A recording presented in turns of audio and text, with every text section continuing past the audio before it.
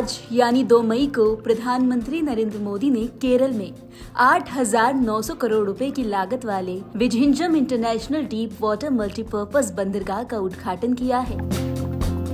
आपको बता दें कि ये देश का पहला समर्पित कंटेनर ट्रांसशिपमेंट पोर्ट है, साथ ही भारत में डीप वाटर का सबसे बड़ा पोर्ट। इस उद्घाटन के मौके पर केरल के राज्यपाल राजेंद्र विश्वनाथ अर्लेकर, मुख्यमंत्री पिनाराई विजयन समेत कई मंत्री वहां मौजूद रहे।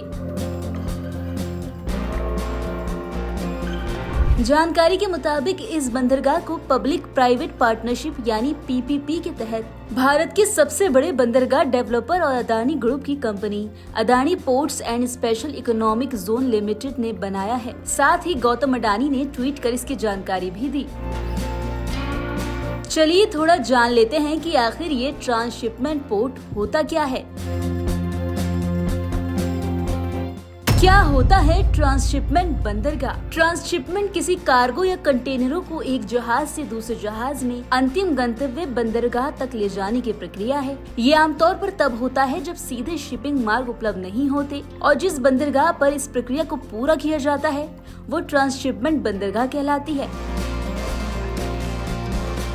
उधर Vizhinjam international deep water multipurpose बंदरगाह का उद्घाटन कर पीएम मोदी ने लोगों को संबोधित भी किया। पोर्ट इकोनॉमी की पूरे पोटेंशियल का इस्तेमाल तब होता है जब इंफ्रास्ट्रक्चर और ईज ऑफ डूइंग बिजनेस दोनों को बढ़ावा मिले। पिछले 10 वर्षों में यही भारत सरकार की पोर्ट और वाटरवेज पॉलिसी का ब्लूप्रिंट रहा है। हमने इंडस्ट्रियल एक्टिविटीज और राज्य के होलिस्टिक विकास के लिए तेजी से काम आगे बढ़ाया है। भारत सरकार ने राज्य सरकार के सहयोग से सागरमाला परियोजना के तहत पोर्ट इंफ्रास्ट्रक्चर को अपग्रेड किया है, पोर्ट कनेक्टिविटी को भी बढ़ाया है। पीएम गति शक्ति के तहत वाटरवेज, रेलवेज, हाईवेज और एयरवेज की इंटर कनेक्टिविटी को तेज गति से बेहतर बनाया जा रहा है। ईज ऑफ डूइंग बिजनेस के लिए जो रिफॉर्म्स किए गए हैं उससे पोर्ट्स और अन्य इंफ्रास्ट्रक्चर सेक्टर में भी इन्वेस्टमेंट बढ़ा है। इंडियन सीफेरर्स उनसे जुड़े नियमों में भी भारत सरकार ने रिफॉर्म्स किए हैं और इसके परिणाम भी देश देख रहा है। 2014 में इंडियन सीफेरर्स की संख्या 1.25 लाख से भी कम थी। अब इनकी संख्या 3.25 लाख से भी ज्यादा हो गई है।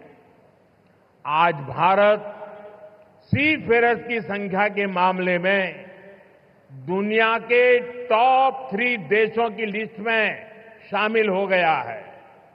शिपिंग इंडस्ट्री से जुड़े लोग जानते हैं कि 10 साल पहले हमारे शिप्स को पोर्ट्स पर कितना लंबा इंतजार करना पड़ता था।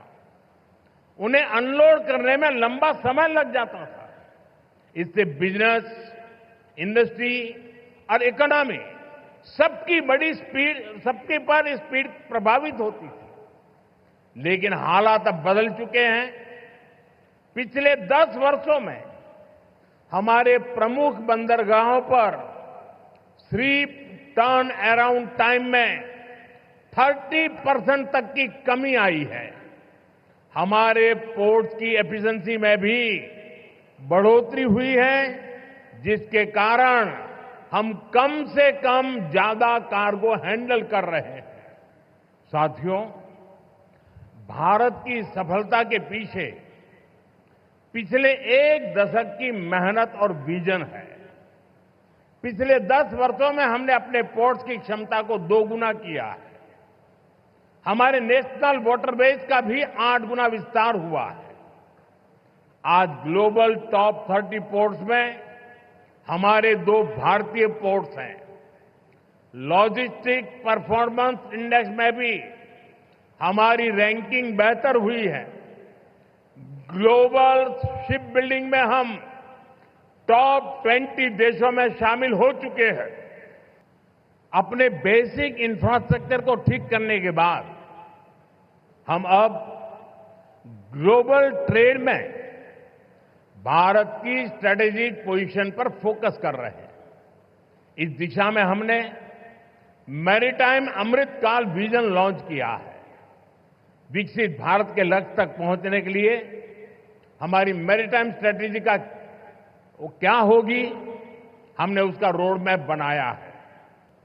आपको याद होगा G20 समिट में हमने कई बड़े देशों के साथ मिलकर India middle east Europe corridor पर सहमति बनाई है। इस रूट पर केरला बहुत महत्वपूर्ण पोजीशन पर है। केरला को इसका बहुत लाभ होने वाला है। क्या है विझिंजम बंदरगाह की खासियत? आपको बता दें कि भारत के ट्रांसशिपमेंट बंदरगाह के अभाव का समाधान केरल से आया है। विझिंजम प्रोजेक्ट का उद्देश्य मुख्य रूप से सिंगापुर, कोलंबो, सलाला और दुबई के विदेशी बंदरगाहों पर किए जा रहे भारतीय कार्गो ट्रांसशिपमेंट को स्वदेश लाना है। दरअसल भारत में अब तक अंतर्राष्ट्रीय शिपिंग मार्ग के पास गहरे पानी के बंदरगाहों की अनुपस्थिति थी, जो 24,000 TEU क्षमता तक के बहुत बड़े मदर वेसल की जरूरत को पूरा कर सकते हैं। एक बार जब विझिंजम बंदरगाह स्थापित हो जाएगा तो यहाँ होने वाले ट्रांसशिपमेंट जहाज और नेविगेशन लागत में बचत करेगा और आखिर में जाकर आम लोगों के लिए वस्तुओं की कीमत भी कम कर देगा। नवोदय टाइम्स पंजाब केसरी के लिए दिल्ली से मरियम अली की रिपोर्ट।